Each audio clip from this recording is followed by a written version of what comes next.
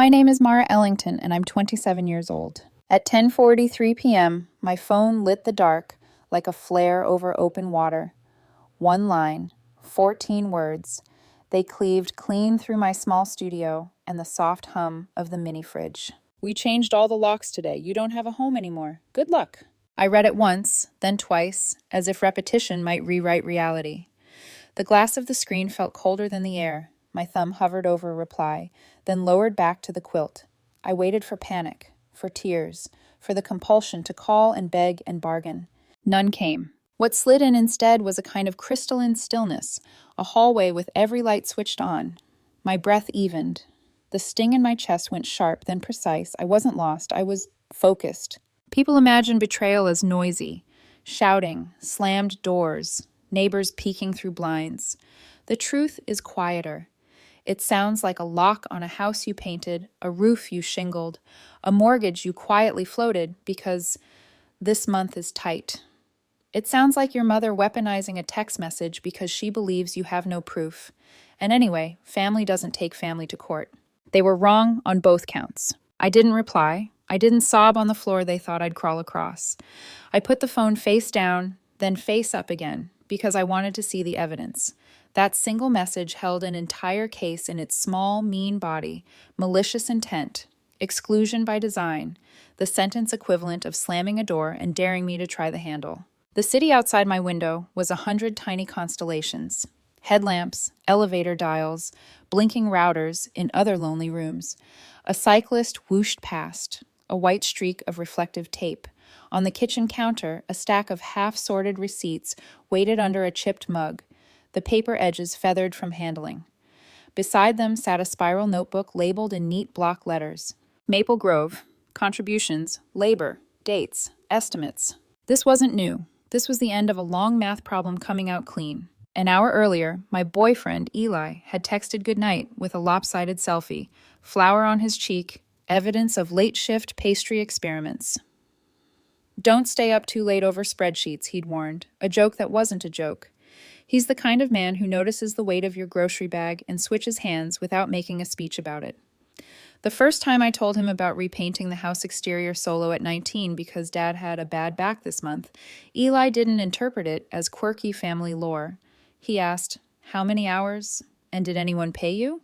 The two questions that pry apart denial. He doesn't know about the ex-girlfriend who still accidentally texts him pictures of her dog, who once, at a courthouse bake sale of all places, told me with a pitying tilt, "Mara, you just don't understand how families work. Yours probably just needs time." She meant be quiet. I smiled back and filed the sentence away. Someday I'll need everything, I had thought even then. Every phrase, every timestamp. There is a version of my life where I crumbled after that message, where I scrolled our family group chat searching for a good memory to forgive the bad, where I drafted apologies for things I never did, then fell asleep with my phone on my chest and woke with my face salt-streaked and swollen. But in this version, the one I earned, my hands moved with a calm so steady it felt like muscle memory. I slid the receipt stack closer. The lamp threw a quiet circle of light. Ink code rose like a language only I spoke. I could see the shape already. Years of transfers labeled temporary, emergency, hold us over, all converging on one address: 847 Maple Grove Avenue.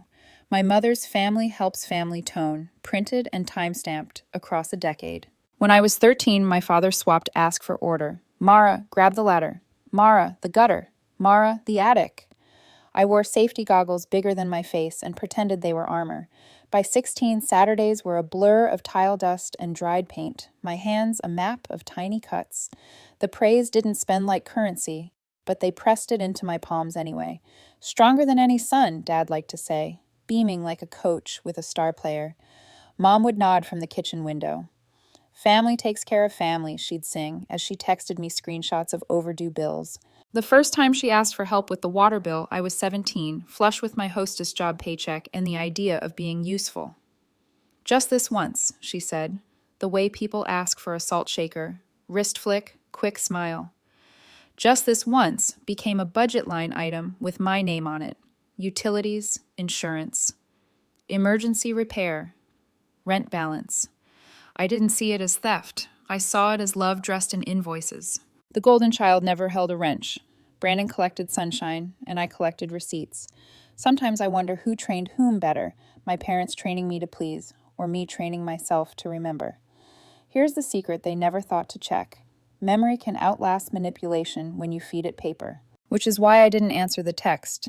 I moved to my desk. On the left, digital folders labeled by year. On the right, a document titled Constructive Trust. Elements. Notes.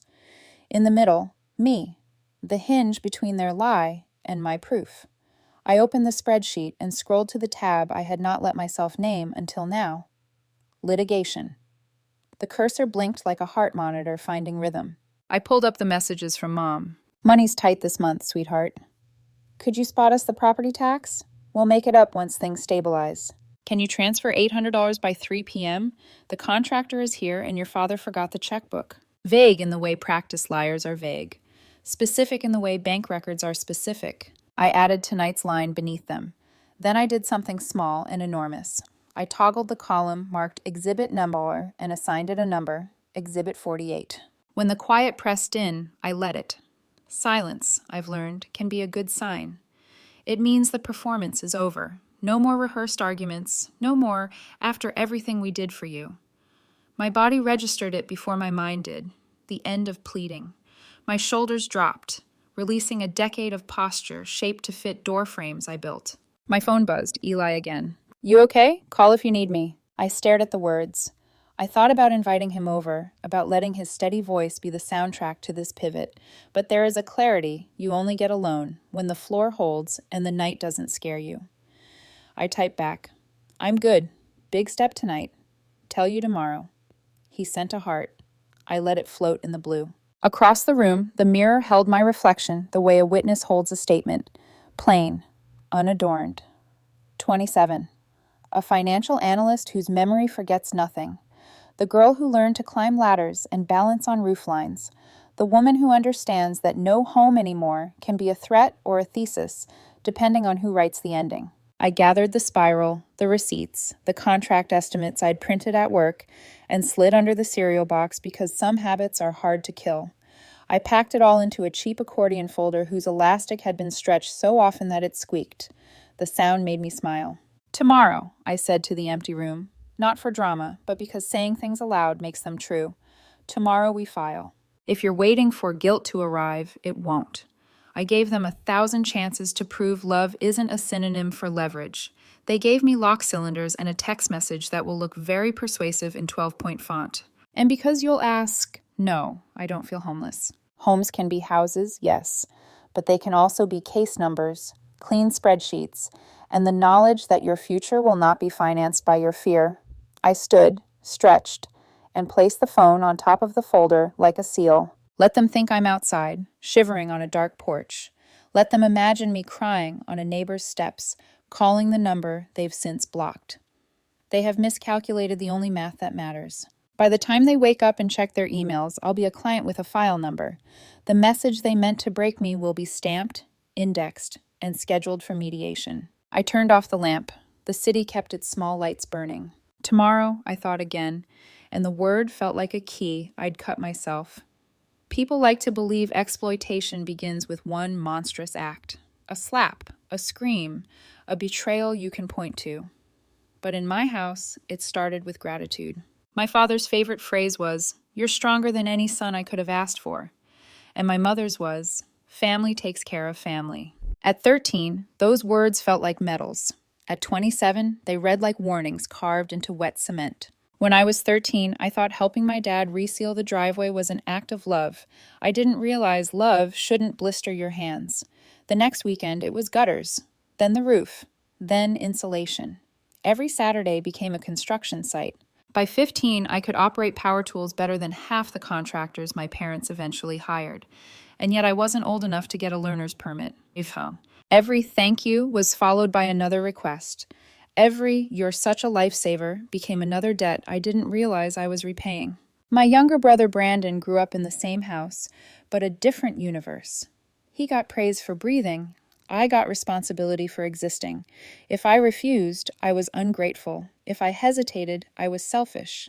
And if I ever dared to say no, my mother's voice would cut the air like a reprimand wrapped in honey. You don't understand what your father's sacrifice is, Mara. You'll see one day. I saw. I just couldn't admit it yet. When I turned 16, I got my first job as a hostess at Il Trattore, a small Italian restaurant with crooked table legs and tips that smelled faintly of marinara. That first paycheck felt like freedom, until Mom smiled across the kitchen counter one Tuesday night and said, "Money's a little tight. Could you help with the water bill, sweetheart?" She said it like a passing thought, like it was temporary, like it was the kind of favor families did for each other all the time. I said yes, of course I said yes. Just this once, she promised. You already know how that story ends. Just this once became once a month, then once a week. By 17, I was covering the utilities. By 19, it was property taxes. By 21, I was paying temporary mortgage installments. Every transfer was dressed in the same affectionate vocabulary. You're such a good daughter. You're helping us get through this rough patch. We'll make it up to you when things stabilize. Only nothing ever stabilized, except the pattern itself. When my boyfriend Eli entered my life at 24, he didn't buy the family act. He'd listen to stories about home repairs and loans that weren't really loans, then ask careful, accountant-type questions. How much exactly did they borrow? Did you sign anything? Do you have proof? At first, I bristled. Proof? They were my parents. You don't need proof of love. He didn't push, just nodded, but that was the night I started saving screenshots. Not to use, just to have. Like an insurance policy for a heart I didn't trust anymore. The irony, my parents had raised me to track every penny. For them. I just learned to redirect the habit toward myself. By 20, I was working long hours at a downtown financial firm. Numbers were my second language, data, my armor. I'd sit in my cubicle calculating quarterly forecasts while quietly calculating my parents' inconsistencies too. Whenever Mom claimed they were broke, there'd be a new appliance in their kitchen the following week. Whenever Dad said he couldn't afford gas, Brandon would be driving some upgraded car his friend gave him a deal on. Still, I believed the story because I needed to. If I admitted the truth, that my family saw me as a resource, not a daughter, the entire idea of home would collapse. And I wasn't ready for that. Eli used to say, "You give too much credit to people who wouldn't loan you an ounce of theirs." I'd laugh it off, but I'd file the quote away. That's what I do. Archive every phrase that matters. Because someday I might need evidence of how the pattern looked before it broke. Then one winter evening, the pattern did break, in the quietest, most devastating way. It was late February, the kind of night when frost clings to window panes like thin ghosts. I'd just finished reconciling a client portfolio and was heading upstairs to my childhood room when I heard my name drift from the kitchen. "The deed has both our names only," my mother whispered. "Mara doesn't realize everything she contributed was voluntary. She won't get a dime when we sell." The words hit harder than any slap could. There was laughter next, low, gruff, my father's, followed by Brandon's half-curious, half-bored voice. "But won't she expect something?" And then my mother's answer, calm and final. "Expect what? She gave gifts. Gifts don't entitle you to ownership." I didn't move for a long time. The kitchen light spilled across the hallway in a narrow gold band, catching my bare feet like a spotlight. My pulse roared in my ears, but my face was completely still. That's when I understood something fundamental. They weren't struggling. They were strategizing. And I wasn't family anymore. I was a donor. I didn't scream. I didn't confront. I turned, walked quietly to my room, and opened my laptop. For 8 months, I lived a double life. By day, mild-mannered analyst with neatly clipped hair and color-coded folders. By night, the silent architect of my family's undoing. Every receipt I'd ever saved, every transaction, every text, I scanned, labeled, archived. Mortgage contributions, property taxes, utilities, labor estimates. I turned my history into a legal spreadsheet. When my father sent casual Venmo notes like, "Help with mortgage," I screenshotted each one. When my mother texted temporary loan, I tagged the thread with a note. Exhibit A, intent established. Eli noticed the change. Late nights hunched over documents, red circles drawn around dates. He'd rest his hands on my shoulders. "Mara, what are you doing?" I'd look up, smile in that brittle way you smile when you're halfway between fury and freedom. "Homework," I'd say. He didn't press. He just kissed the top of my head and said, "Then get an A." By the time spring thawed, I had built something terrifyingly thorough, a forensic map of everything they'd taken and every lie that had justified it. And for the first time, I felt powerful, not because they gave me permission, but because I finally stopped asking for it. All I needed was a spark to ignite it. That spark came, of course, in the form of a text, the one that read, "We changed all the locks today." And with that, their arrogance gave me the very proof I needed to turn years of exploitation into justice. Next came the lawyers. If betrayal has a sound, it's paper, soft, relentless, and sharp enough to cut. Receipts, invoices, screenshots. They were my new language, my way of remembering what love had cost. The night I overheard my family plotting in the kitchen, I became someone else, someone quieter, colder, and infinitely more dangerous. For the next 8 months, I lived two lives. By daylight, I was Mara Ellington, dependable financial analyst, the woman who could balance a quarterly report and still bake cupcakes for the office birthdays. I smiled, I nodded, I said, "No problem," when people dropped extra work on my desk. They thought I was stable, reliable, the good kind of invisible. By night, I was something else entirely. A document hunter, an archivist of deceit. My small apartment transformed into an evidence lab. Stacks of folders lined the coffee table. I color-coded everything. Blue for mortgage payments, yellow for utilities, red for what I called labor value.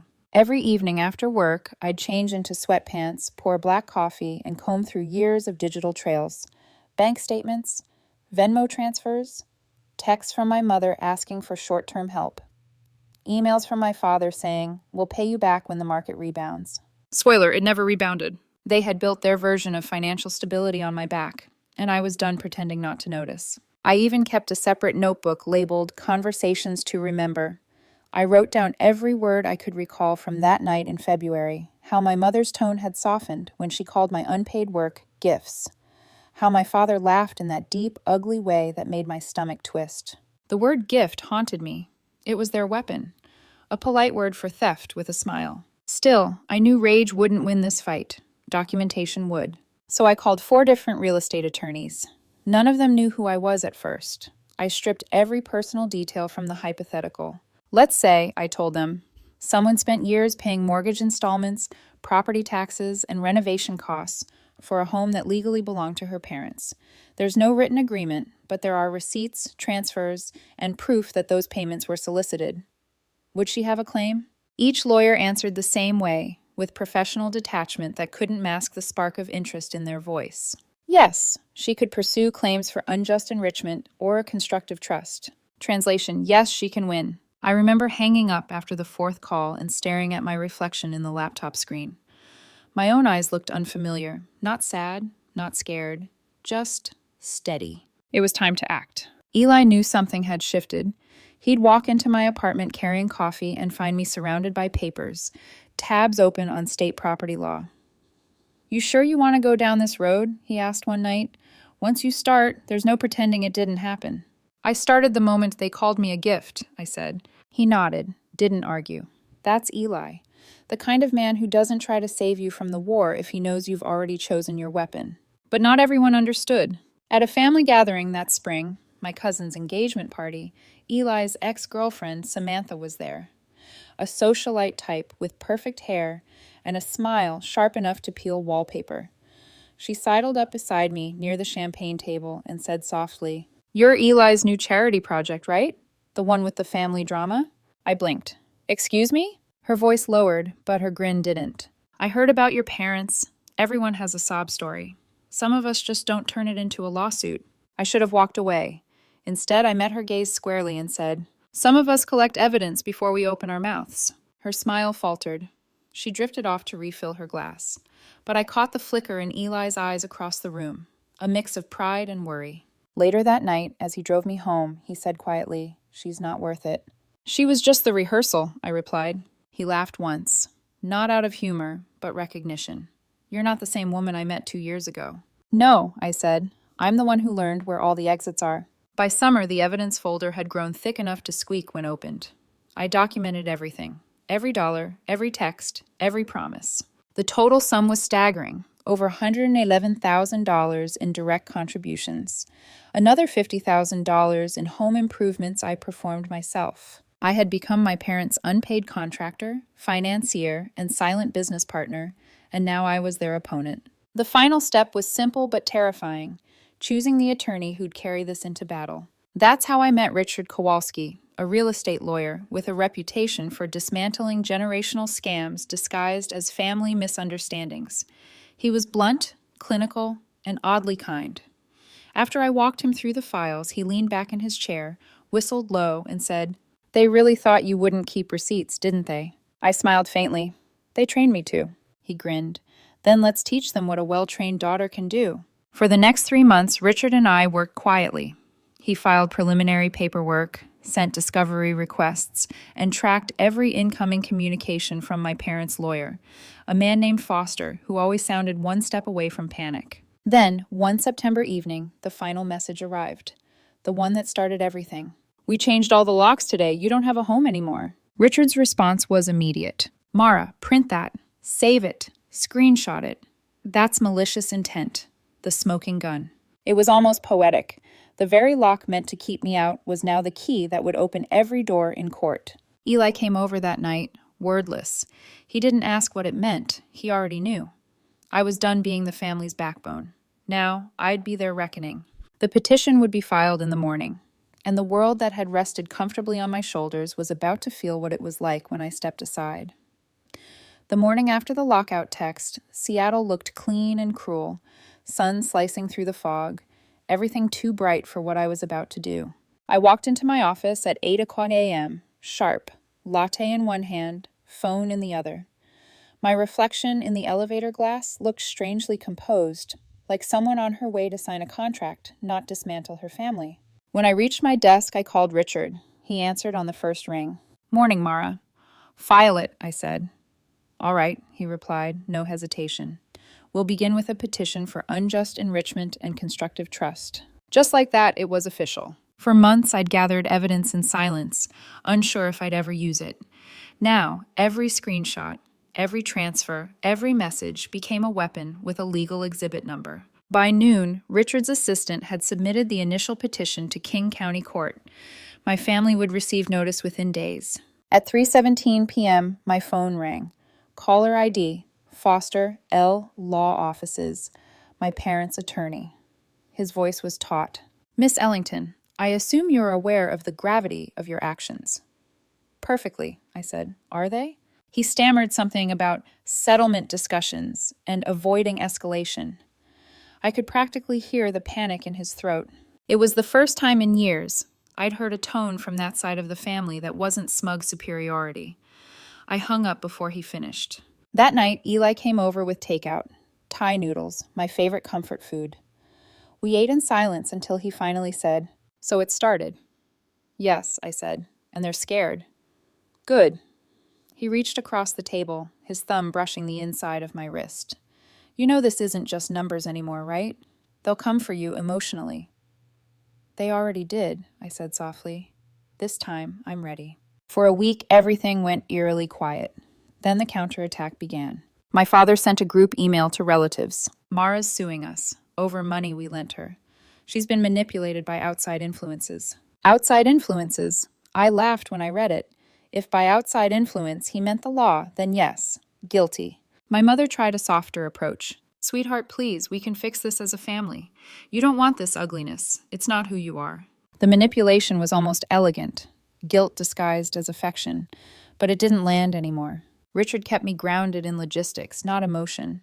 He prepped the documentation packet, a file box so heavy I needed both hands to carry it, each page numbered, tabbed, and cross-referenced. "Think of this as armor," he told me. "You've already done the hard part. Now we just walk it into the light."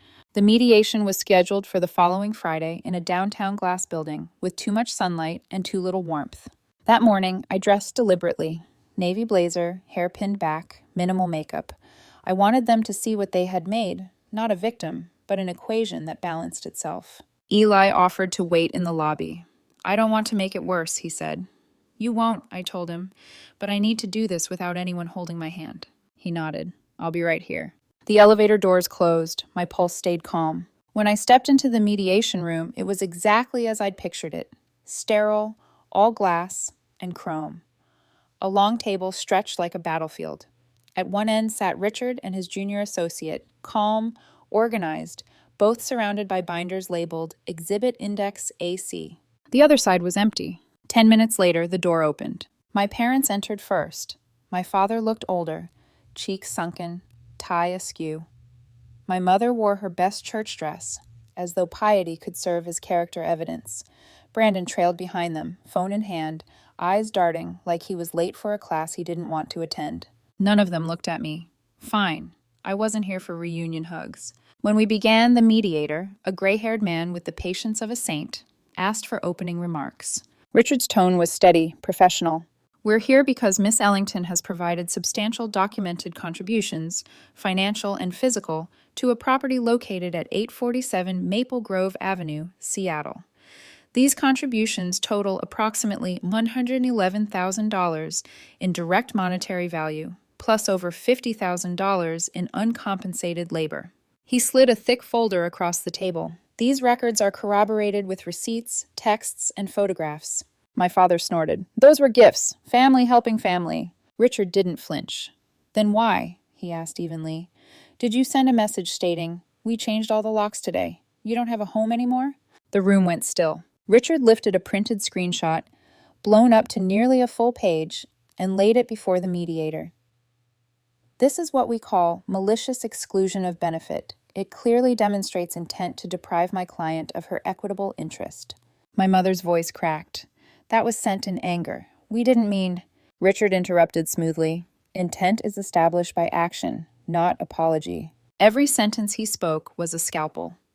Every exhibit I'd spent months building landed like a hammer. Then came the moment I'd been waiting for. Richard produced a second folder, bank statements subpoenaed from my parents' accounts. You'll notice that during the same period when you were requesting emergency funds from my client, he said, your joint savings balance exceeded $180,000. Your investment portfolio, roughly $240,000. The color drained from my father's face. My mother pressed her lips together until they whitened. The mediator cleared his throat, glanced at me. Miss Ellington, would you like to say anything? I met their eyes for the first time in months. My voice came out calm, almost detached. I just want what I earned, not a cent more. Silence. Brandon finally spoke, his tone low, uncertain. You were never supposed to do this. I smiled faintly. You're right. I was supposed to stay useful and quiet. The mediator nodded toward Richard. Continue. Richard laid out our terms with surgical precision. Given the documented contributions, we are seeking recognition of a 45% ownership interest in the property, or equivalent monetary compensation. My father exploded. 45%? That's blackmail. Richard didn't blink. It's math. The mediator called for a recess. In the hallway, I leaned against the cool wall and exhaled. Eli texted from the lobby. Still here. Breathe. I typed back, almost done. When we returned, the atmosphere had shifted. Their attorney whispered frantically. My mother's hands trembled. They knew. The paper trail had them cornered. By sunset, we had a preliminary settlement, 45% ownership of the property, with full right to force a sale if no mutual agreement could be reached. As they signed the agreement, my father couldn't even look up. My mother tried one last time. Mara, this isn't what family does. I gathered the documents, closed the folder, and said, You're right, this is what accountability does. That night, I walked out into the fading light. The city's glass towers reflected the sky in fractured gold. Eli was waiting on the steps, 2 coffees in hand. I took one, my fingers brushing his. It's over, I said. He studied my face. No, it's just beginning. And he was right, because paper victories still leave emotional aftershocks. But for the first time in my life, the story was finally mine to finish. Mediation was supposed to be the ending. But endings have a way of unraveling when guilt meets desperation. A week after the settlement, my parents started calling nonstop. First came the voicemails, trembling apologies that curdled halfway through into fury. Mara, we didn't know what we were doing. Let's talk. After everything we gave you, you'd drag us into court? You've destroyed your family over paperwork. Are you proud of yourself? I saved every message. Proof of post-settlement harassment, Richard called it.